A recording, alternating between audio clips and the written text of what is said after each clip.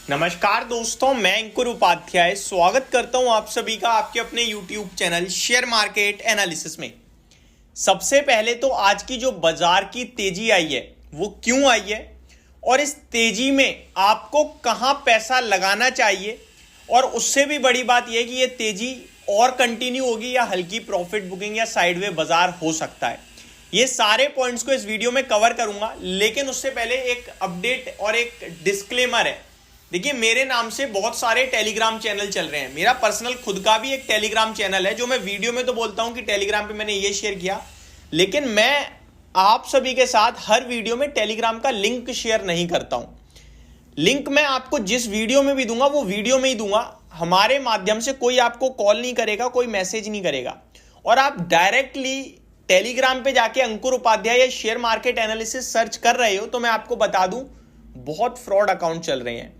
कोई 10,000 मांग रहा है तो कोई 14,000 मांग रहा है। प्लीज किसी को कोई पेमेंट करने की जरूरत नहीं है। मैं आपसे बार बार रिक्वेस्ट कर रहा हूं, क्योंकि कुछ लोग पेमेंट कर देते हैं। काफी बड़े फ्रॉड हो गए हैं उनके साथ 10-10, 14-14 हजार के। एंड जो म्यूचुअल फंड का हमारा काम है उस पर हमारा कॉन्टैक्ट नंबर और मैसेज वगैरह करने का है, तो हमारी टीम काफी ज्यादा देख रही है कंटिन्यू कि उनको मैसेज आ रहे हैं कि हमने यहाँ पे कर दिया है, ये आप ही का है। तो प्लीज मत कीजिए। मेरी जितनी भी चीजें हैं मैं यूट्यूब की वीडियो के लिंक में ही देता हूँ, इससे यूट्यूब वीडियो के डिस्क्रिप्शन में ही देता हूं लिंक के माध्यम से।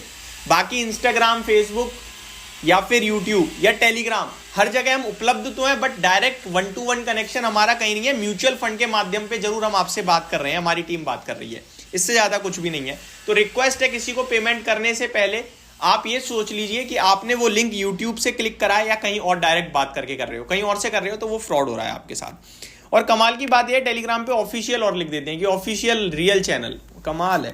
तो अब मैं आप सभी के साथ अपने टॉपिक पे बढ़ता हूं आगे। 2 मिनट ऑलरेडी जा चुके हैं, बट ये इंपॉर्टेंट था। लोगों के पैसे काफी ज्यादा फ्रॉड हो रहा है। तेजी आई है प्योर एंड प्योर अमेरिका की वजह से। कल फेड चेयरमैन जेरोम पॉवेल साहब ने सबका दिल खुश कर दिया। ये फेड चेयरमैन जेरोम पॉवेल साहब बीते 1.5 साल से लोगों को परेशान करने का काम कर रहे हैं। कभी कह देते हैं इन्फ्लेशन नहीं रुक रहा है, कभी कहते हैं रिसेशन आ सकता है, कभी कहते हैं हमें ग्रोथ नहीं दिख रही। हर बार जब भी फेड पॉलिसी आती थी बाजार गिरा देते थे। लेकिन कल जब फेड पॉलिसी आई तो इन्होंने इतना पॉजिटिव बोला, यहां तक कि इन्होंने ये भी बोल दिया कि इन्फ्लेशन 2% नहीं भी हुआ ना तो भी हम रेट कट करेंगे। हम रेट कट करेंगे, और ये 75 बेसिस पॉइंट का रेट कट कह रहे हैं। ये रेट कट और रेट हाइक आप सुन के अच्छा लगता है, लेकिन समझ में नहीं आता, तो मैं शॉर्ट में समझाता हूं। रेट कट यानी कि इंटरेस्ट रेट कम होगा। देखो, आप लोगों का पैसा बैंक में पड़ा होगा, भारत के हिसाब से बात करें तो 6-6.5% इंटरेस्ट मिल रहा है आपको अभी एफडी पे ऑलमोस्ट। ये कम आएगा तो आपको कहें ये तो खराब है। लेकिन एक चीज तो देखो, जितना लोन लोगे वो ब्याज भी कम हो जाएगी। अभी आपको 10-10% पे ब्याज पे लोन मिल रहा है, 10-10% के इंटरेस्ट पे लोन मिल रहा है ना, वो घटकर 8% रह जाएगा। अब आप सोचो, लोन लेते हो आप 20 साल के लिए, इंटरेस्ट वो 20 साल पे कंपाउंडिंग करो 2% का, कितना बड़ा अमाउंट आएगा। और आप बैंक में एफडी करते हो कभी 1 साल कभी 6 महीने, तो आपके लिए लोन लेना सस्ता हो जाएगा। ये इकोनॉमी की, जो भारत की इकोनॉमी है उसको बूस्ट करने का काम करेगा। ज्यादा लोन बिकेंगे, घर हाईएस्ट लेवल पे पहुंच जाएंगे, मतलब सस्ते हो जाएंगे। बहुत ज्यादा लोन सस्ता होगा तो घर लोग खरीद पाएंगे, अफोर्डेबल हो पाएगा। और मैं तो ये भी रिक्वेस्ट करूंगा, अगर अगली साल रेट कट हो और लोन आ जाए 6-7% पे, तो आप फिक्स रेट पे लेना, फ्लोटिंग पे मत लेना। फ्लोटिंग पे अभी लो, क्योंकि वो रेट कम होगा आगे चलकर, तब कम होगा तो फ्लोटिंग की जगह फिक्स कर देना। 1% महंगा जरूर लगेगा, लेकिन आगे 1-2 साल में फायदा होगा आपका, ये याद रखना। ये साइकिल है जो चलती रहती है। ठीक है, होप आप लोगों को मैं शॉर्ट में समझा पाया हूंगा कि रेट कट से क्या फायदा होगा। अब आ जाता हूं, जेरोम पोवेल साहब ने क्या बोला कि अगली साल 75 बेसिस यानी कि 25 3 बार रेट कट कर सकते हैं। वो अनुमान था, ये सब काम होगा मई से शुरू, लेकिन उन्होंने कहा मार्च से हो सकता है।